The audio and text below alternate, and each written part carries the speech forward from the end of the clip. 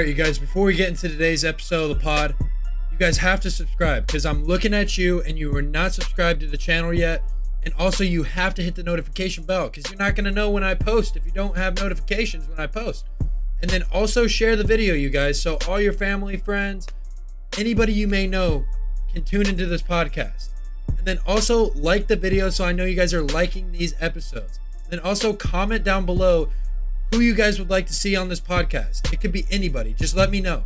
And then also follow my social medias. I'm going to pop them on the screen so you guys can stay up to date with everything to do with this podcast. And then also check out the Spotify version as well. It's going to be in the description. So click that link if you want to listen to the Spotify version. And then also the take.sport.blog. I am a sports writer. So go ahead and check out those articles. If you guys do not click that link, you guys are going to be missing out on some of the best articles you'll ever read. So make sure to go click that link below. But let's go ahead and get into this pod, you guys. What's going on, everybody? Welcome to yet another episode of the Take Podcast. I am your host, Jackson Burleson. Now, in today's episode, I'm going to be giving you my top 10 quarterbacks of all time. This has been a list I've been wanting to share with you guys for a long time now. And we're going to go ahead and start out with number 10 on this fabulous list with no other than first ballot Hall of Famer, future first ballot Hall of Famer, I should say, Drew Brees. Drew Brees, he's an interesting story because he started out his career with the San Diego Chargers and he was there for a few years, played great football, and then he got hurt and immediately got replaced by Phillip Rivers, which shouldn't have happened, but it did. And that's where Drew Brees came into his own as a New Orleans Saint. And when he was a New Orleans Saint, he was breaking a bunch of passing records, a bunch of touchdown records, just showing off that elite accuracy with that insane arm strength that Drew Brees did have. And Drew Brees was one of the best leaders of all time, not even a question. He always was hyping his team up pre-game, always getting the guys motivated and always trying to do everything in his power to win football games. And his great ability to stay in the pocket and make defenders miss is what made him one of the best quarterbacks of all time, because not a lot of guys can stay in the pocket. I mean, he's not a big dude, you guys. He's 6 foot. He's small. And he can barely see over those offensive linemen to begin with. So a lot of his throws are timing based and made around him knowing where the football is supposed to be thrown. And he was very good at throwing guys open. Like a guy would be open, but he would throw the ball to a point where the wide receiver would have to get the ball, but he would be open because of that. And he's one of the only quarterbacks I have ever seen in the history of this game to throw a guy open. That you just don't see that often. And I got Drew Brees at number 10 to start my list. Now at number 9, I got Roger Staubach. This is a classic. I mean, he's one of the best quarterbacks of all time. Got the Dallas Cowboys their first 2 Super Bowls in franchise history. And his nickname was Roger the Dodger. He could always dodge defenders, extend plays. He had a cannon for an arm. He was always able to chuck it down the field 60, 70 yards without even any effort applied to it at all. And he was accurate. He was great at adapting as well.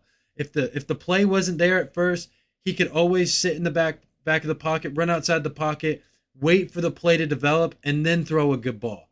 That's the thing I liked about Roger Staubach, and he will forever be a Cowboys legend.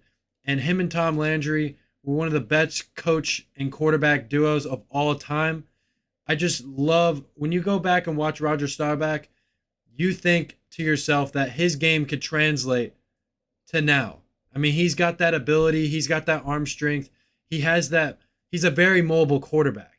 He could always run when he needed to, and a lot of times he would run. I mean, that's what made him dangerous. He was one of the first guys that was a mobile quarterback, because most quarterbacks back then weren't running like he was. And he really changed the game, because after that, a lot of quarterbacks started being mobile and started throwing outside the pocket. And Roger Staubach started that. And I got him at number 9 on my list. And at number 8, I got Troy Aikman. Troy Aikman, another all-time great Cowboy quarterback. He is responsible for 3 Super Bowls the Dallas Cowboys won. Now, in my opinion, I think he is the most accurate quarterback of all time. He literally always could stay in the pocket, making the toughest throws, getting hit, but would always have the ball placed in the pocket of a receiver's hands. He would always have it right there, ready for them to catch it. And he just had an ultimate bullet for the football. He would literally, he had to put some heat on that. I mean, watching Troy Aikman play, you understand, how great he truly was. And he's a very undervalued quarterback when it comes to leadership as well, motivating the team. He was an ultimate competitor. I mean, he hated losing. And he had that pump fake throw. He would kind of pump fake and then he would chuck it. That kind of threw defenses off a lot of times. Elite ball placement. That's one thing that he would always do well in the end zone as well. And he's just impossible to hit while he's in the pocket. He knew that if you're going to stand in the pocket and make elite throws, you're going to take hits. And that is one thing that Troy Aikman did very, very well. And I got Troy Aikman at number 8, the most accurate quarterback ever. And at number 7, I got John Elway, who threw for 300 touchdowns in his career. And he won 2 Super Bowl rings with the Denver Broncos. Now, he was insane. First of all, he had a nice flick of the wrist. He was surprisingly great at throwing it cross-body. Like, he would come around, he'd be on the right side of the field, there'd be a receiver on the left side of the field, and he would just throw it right to him across the field. I'm just like, dude, no quarterback is doing that at all. Like, you don't see quarterbacks nowadays even doing that. Like, that's what made John Elway so unbelievably special, is because he could do those cross-body throws that no one was ever doing. And he really didn't even have to step into his throws to throw the ball deep. I mean, he'd just kind of be standing there, and then he would kind of just throw it. He could throw a 60-yard pass like that. I mean, that's just a God gift to have that arm talent like that you don't even have to step into your throws. That is unbelievable. And he played in an era with so many other great quarterbacks, and winning 2 Super Bowls in that time is just unbelievable. I mean, he always made his teammates better. He always just, he probably had the hardest football thrown to you ever. Like, if you catch the football, your hands are going to hurt after that. Like, that's how hard John Elway threw the football. It was honestly incredible to see. And I got him at number 7. And at number 6, we got the great Aaron Rodgers. He's still playing to this day. He does things that no football player will ever be able to do, and no other football player has done. Is, first of all, sit in the pocket, get your jersey grabbed, get your face mask grabbed, and still be able to step into a throw and make a play. Aaron Rodgers is a tough competitor. He doesn't leave anything off the field. He puts 100% into everything he is doing. And he is just the best mobile pocket passer you will ever see in NFL history. He is also great at throwing crossbody throws as well. He doesn't do them as often, but he can do them. Now, outside the pocket is a different story. No quarterback in NFL history can throw the ball farther than he can in the pocket. I mean, he can literally throw the ball so much further outside the pocket than in the pocket. And that's out of characteristic for most quarterbacks in the NFL. That's what makes him such a special talent. And I wish Aaron Rodgers had more Super Bowls, because that is honestly the only thing keeping him from being higher up in this list.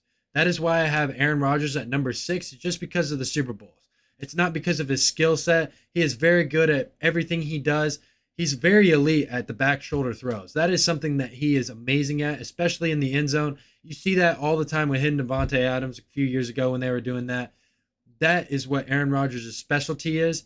And he is number 6 on this list. And at number 5, this is when it's going to start to get interesting here, is we got Dan Marino. Dan Marino, he is the best quarterback to not win a Super Bowl. Not even close. He had the quickest release of all time. He had a huge arm. For back then in the 80s, for him to be throwing 400-yard games, throwing for 5 touchdowns, no quarterback was doing that back then, and he changed the game forever. Like, you see guys like Peyton Manning and Tom Brady.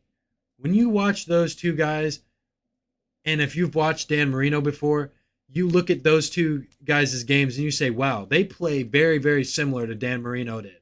And Dan Marino He had a huge record-breaking career. He shattered every single NFL record when he was in the league. He broke the all-time passing record. He broke the all-time touchdown record. And Patrick Mahomes still is chasing Dan Marino to break his postseason touchdown record. Now that is unheard of for a guy who played literally 30 years ago, 40 years ago now, and still holds records to this day in the modern NFL where so many passing yards are thrown and so many passing touchdowns are thrown.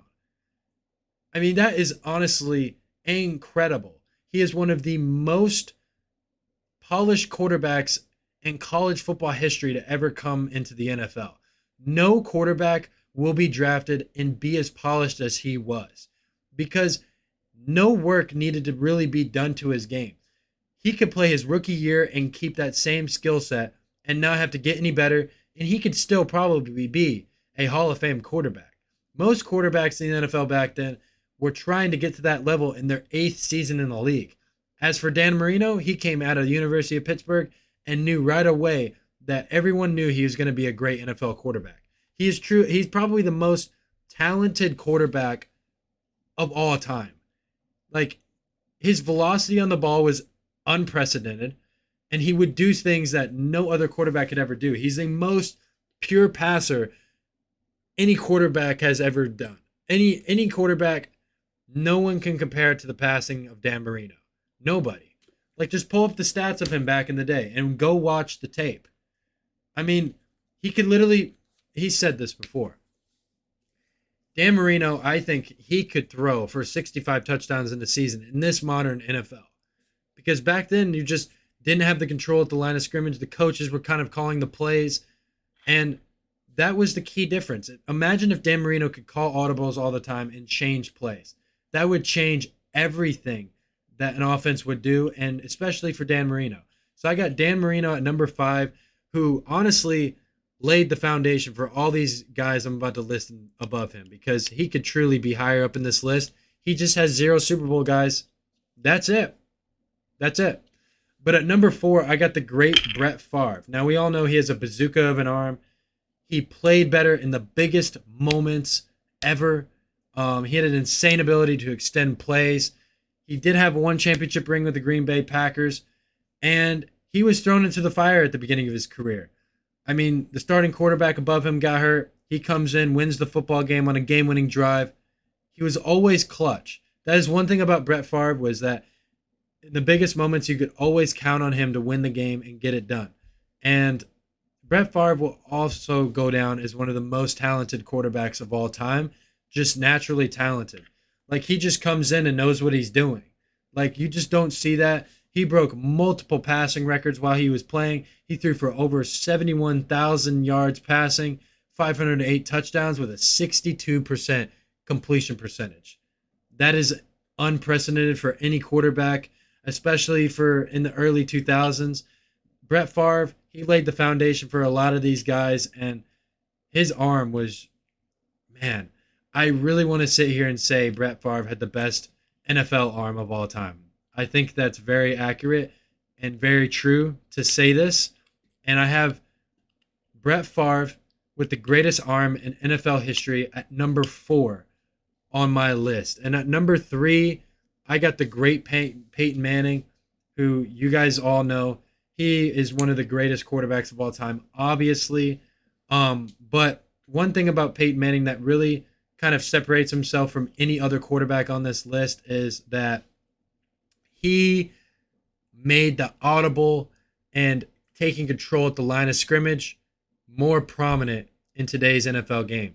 He is the main catalyst of why, you can have a quarterback coach on the field. He's always looking at the defense, trying to guess what they're running. And he did that time and time again. That's why he was so successful, because he was able to read defenses like no other quarterback could.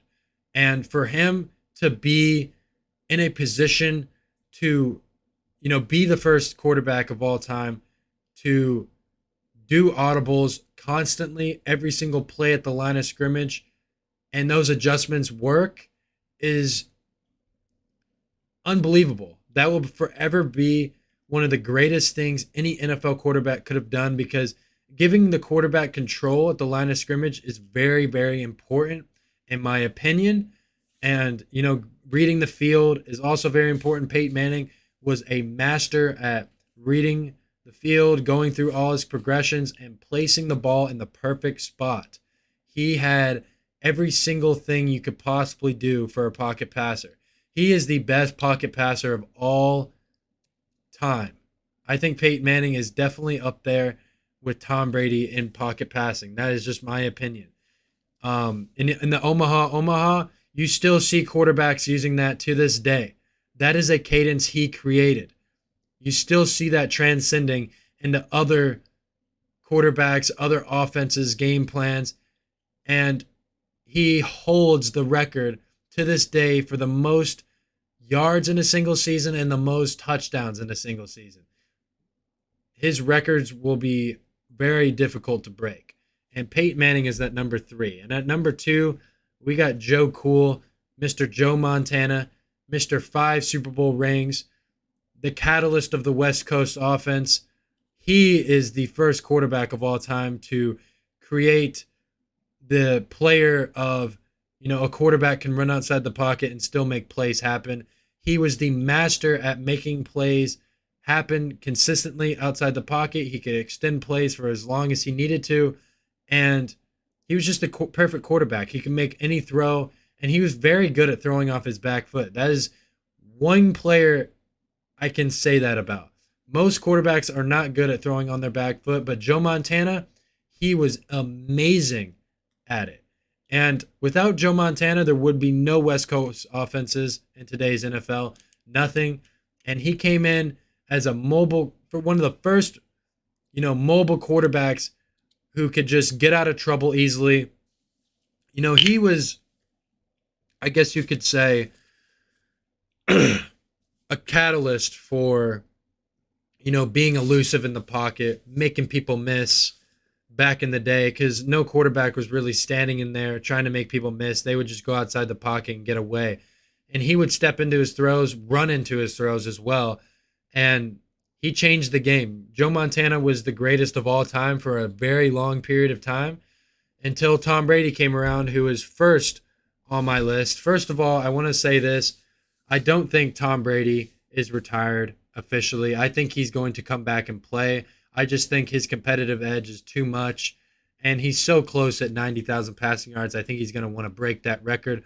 First of all, Tom Brady holds every single record known to a quarterback. There's no question he will go down as the greatest quarterback of all time for hundreds of years, I think. There's no quarterback that will even touch the amount of achievements he has had in his career. 7 Super Bowls, so many conference titles, the most wins for a quarterback in NFL history.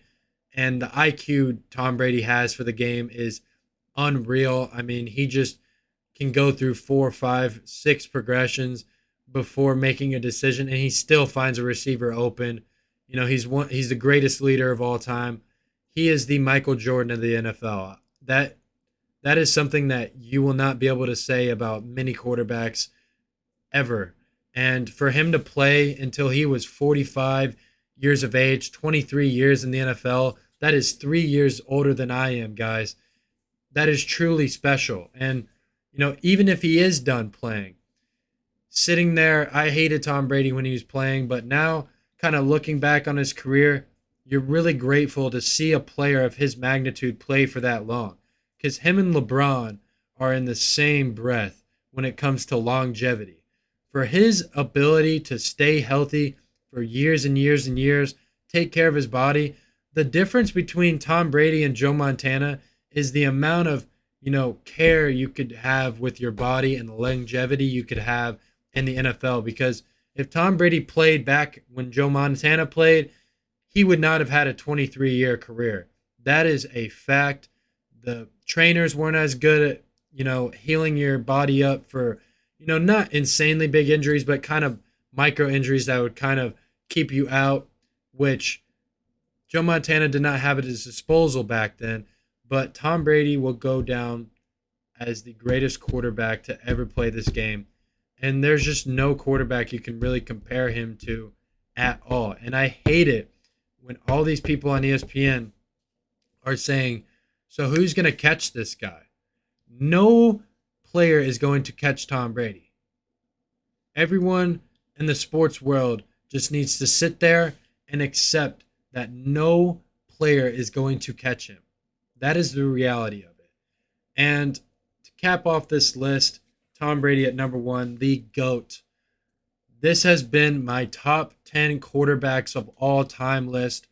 Let me know in the comments what you guys think of this list. Let me know who your top 10 quarterbacks of all time are. And hit the subscribe button and the notification bell so you do not miss out on any more episodes. But I'm your host, Jackson Burleson, and this has been another episode of the Take Podcast. You guys take care.